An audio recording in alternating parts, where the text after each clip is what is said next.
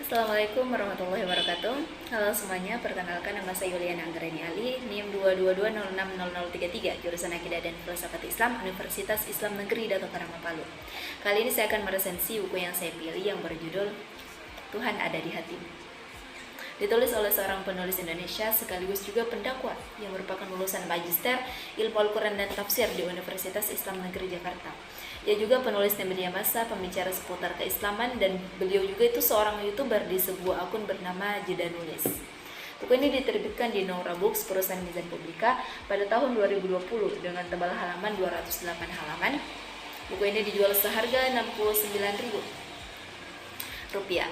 Alasan mengapa saya memilih buku ini karena buku ini tuh menjelaskan berbagai hal tentang hijrah, akhlak Islam, dan arti Islam itu sendiri. Buku ini bisa kita jadikan refleksi, membuka pikiran kita tentang beberapa hal dari sudut pandang Islam.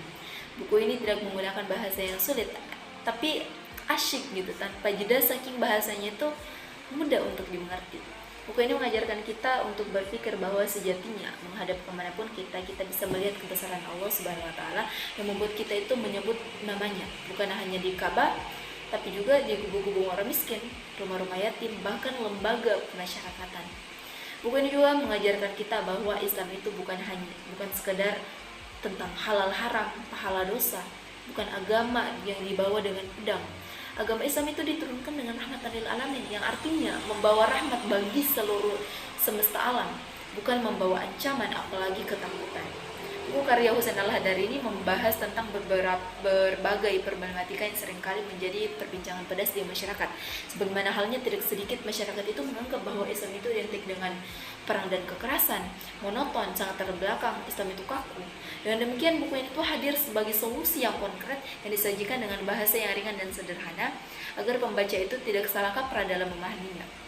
Terlepas dari itu, buku ini mencakup 4 pokok pembahasan: hijrah, Islam bijak bukan bajak, akhlak Islam, nada canda, dan beda.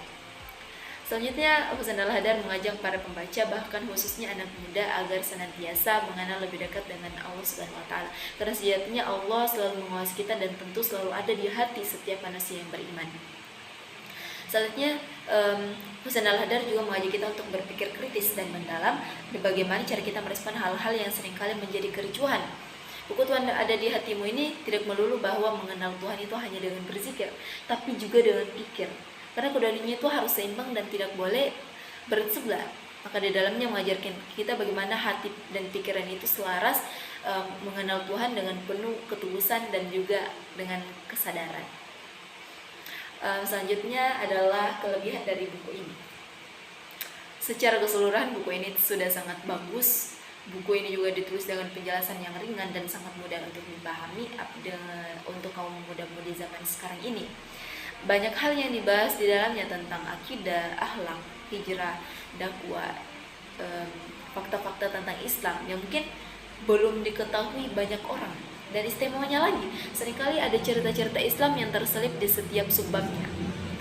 Sayangnya, kekurangan pada buku ini tuh terletak pada pergantian cover buku yang awal menjadi cover terbaru. Ini cover terbaru, sehingga membuat para pembaca itu kebingungan dengan buku tersebut. Padahal isinya itu sama saja, hanya covernya yang beda.